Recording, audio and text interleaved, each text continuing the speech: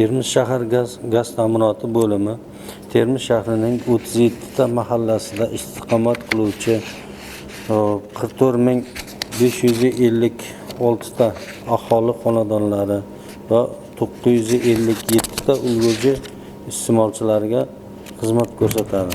Xizmat ko'rsatishda asosan Termiz shahar gaz ta'minoti bo'limi ushbu 37 ta mahallada yashovchi aholi iste'molchilariga 345 kilometr gaz quvurlari orqali tabiiy gaz ta'minlab beriladi va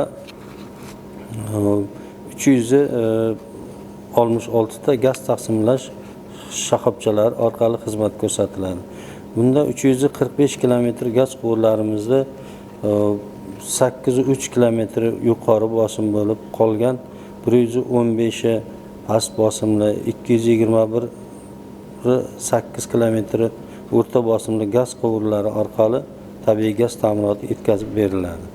Hozirgi kunda Termiz shahrida yanvar oyidan 2026-yil yanvar oyidan 26-yil iyun oyi 6 oy mobaynida Termiz shahrida 2026-27 yillar kuz-qish mavsumiga jadal tuzilgan chora-tadbirlar asosida xizmat ko'rsatish ishlari olib borilmoqda. Jumladan Termiz shahrida 38 kilometr yer osti gaz quvurlarimiz havo bosimida tozalanib, zichlikka sinalgan hozirgi kunda.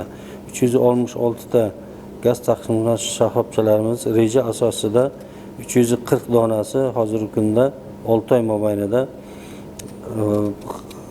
taftish ishlari bajarildi. 2026-27 yilgi kuz-qish mavsumiga tayyorlanish dasturiga kiritilgan 10 dona gaz taqsimlash shoxobchalarini aholi iste'molchilariga gaz ta'minotini yaxshilash maqsadida to'liq kapital ta'mirlandi. 10 dona gerbi yangidan o'rnatilgan. Va shu bilan birgalikda O'zbekiston mahallasi, Termiz shahri O'zbekiston mahallasidagi 08 kilometr yer osti gaz quvuri tarmoqdan ajratilib, yangidan kapital ta'mirlangan yer usti gaz tarmog'idan ta'minlanmoqda. Va undan tashqari Majnuntol mahallasi hududidagi yer osti 2 kilometr uzunlikdagi gaz quvuri ham yer ostidan to'liq to'xtatilib, yer usti tarmoqlardan aholi iste'molchilariga gaz ta'minotini yaxshilash uchun ta'mirlab ishga tushirib berilgan. 2026-27 yilgi kuz-qish mavsumiga tayyorlash dasturiga kiritilgan 19650 kilometr gaz quvurining hozirgi kunda 13520 kilometr qismi bajarilib, qolgan 6 kilometr 130 gaz quvurlari montaj ishlari amalga oshirilmoqda. 2026-27 yil kuz-qish mavsumida aholi iste'molchilarining gaz ta'minotini yaxshilash va xavfsiz foydalanish maqsadida bir maromda tabiiy gaz bilan ta'minlash maqsadida 3000 dona rejamiz asosida aholi iste'molchilariga regulyatorlar o'rnatish reja qilinib, hozirgi kunda 2106 ta xonadonlar to'liq 2 bosqichli tizimga o'tkazilib, regulyatorlar o'rnatildi. Qolgan 894 ta xonadonlar ham bu sentyabr oyigacha to'liq 2 bosqichli tizimga o'tkazilish belgilanib, hozirgi kunda bu haqda ham ishlar olib borilmoqda.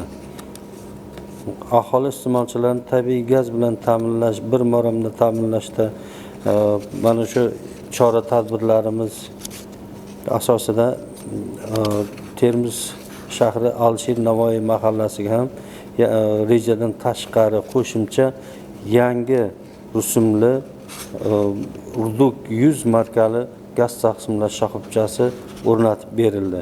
Bundan tashqari kuz-qish mavsumiga aholi iste'molchilarini tabiiy gaz bilan barqaror ta'minlash maqsadida bir qancha ishlar olib borilmoqda.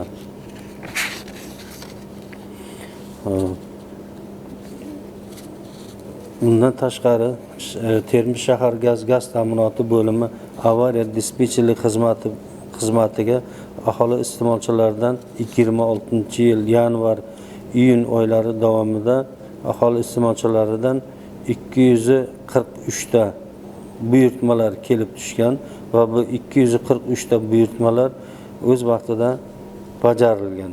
Undan tashqari aholi va ulgurji iste'molchilarini ASKOK tizimidagi gaz hisoblash uskunalaridan va ulardagi jumraklar yuzasidan tushgan buyurtmalar, filtrlar qismidan gaz sizib chiqishlar holati yuzasidan 980 ta murojaatlar bo'lgan va bu 980 ta murojaatlar ham hozirgi kunda to'liq bajarilgan.